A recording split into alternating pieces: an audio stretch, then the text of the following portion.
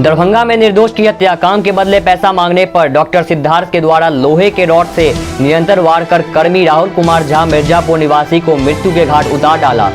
परिवारजनों के द्वारा बताया गया कि मृतक राहुल कुमार द्वारा विगत 15 दिनों से डॉक्टर सिद्धार्थ के यहां काम कर रहा था।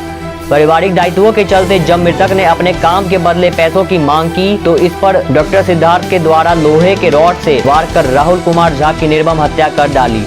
इसका साक्ष्य संबंधित थाना प्रभारी के मोबाइल में रखा है। विजंग हो कि इस हत्या को अंजाम देने वाले 2 अपराधी अभी तक पुलिस के गिरफ्त में हैं। आक्रोशित मिर्जापुर वासियों के द्वारा बताया गया कि कल दिनांक 28 जुलाई को प्रातः 9 बजे से मिर्जापुर चौक इस हत्या के विरोध में जाम किया जाएगा। एक बार पुनः बता दें कि राहुल कुमार झा पिता नरेंद्र नाथ झा मोहल्ला मिर्जापुर पिछले 15 दिन से डॉक्टर सिद्धार्थ के यहाँ काम कर रहा था। पैसा मांगने पर लेबर का ठेकेदार के द्वारा लोहे के रॉड से उस पर वार करता ही रह गया, जिससे उसकी मौत हो गई, जिसका वीडियो थाना प्रभारी के मोबाइल में उपलब्ध है। 2 अपराधी की गिरफ्तारी भी अभी हो गई है, 7-8 फरार चल रहा है।